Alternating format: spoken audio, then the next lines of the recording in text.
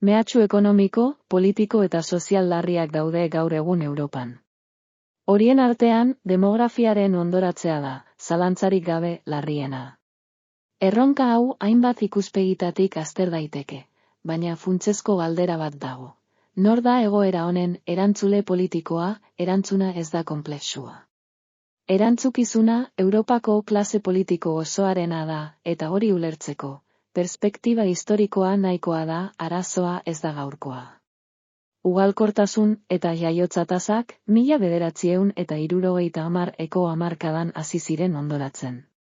1975erako Europar Batasuneko ugalkortasun tasa ordezkapen mailaren azpitik zegoen jada, datu horiek oso esanguratsuak dira. Azken 5 hamarkadetan, Europan ez zaio erronka honi seriotasunez heldu. Demografia izan arren gure kontinenterako mehatxu estrategiko nagusietako bat, ez da neurri esanguratsurik hartu, eta ez da inoiz lehentasun politiko nagusien artean jarri, egoera honi aurre egitea ez zen ezinezkoa. Ugalkortasunaren hondoratzea zuzenean lotuta egon zen emakumearen lan esplotazio gero eta handiagoarekin.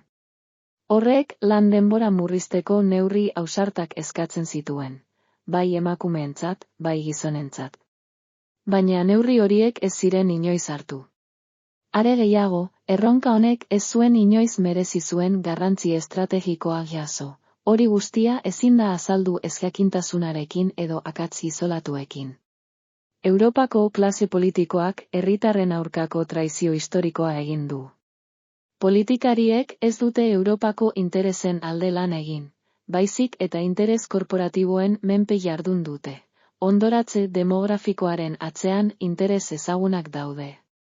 Alde batetik, eskulan merkea ahalik eta gehien ustiatzeko obsesioa, emakumeen lan esplotazioa maximizatuz.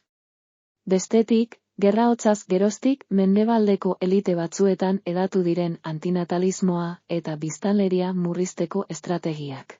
Diagnostikoa argia da bere burua ezkerrekoa, eskuinekoa edo zentristatzat duen arren. Europako klase politikoak hamarkadak daramatza interes korporatiboen zerbitzura eta herritarren interesen aurka lanean. Hondoratze demografikoa ez da arazo isolatu bat, baizik eta Europaren etorkizuna zuzenean mehatxatzen duen krisi estrategiko nagusietako bat. Klase politiko hau aldatzeko gai ez bagara, Europak ez du etorkizun oparorik izango.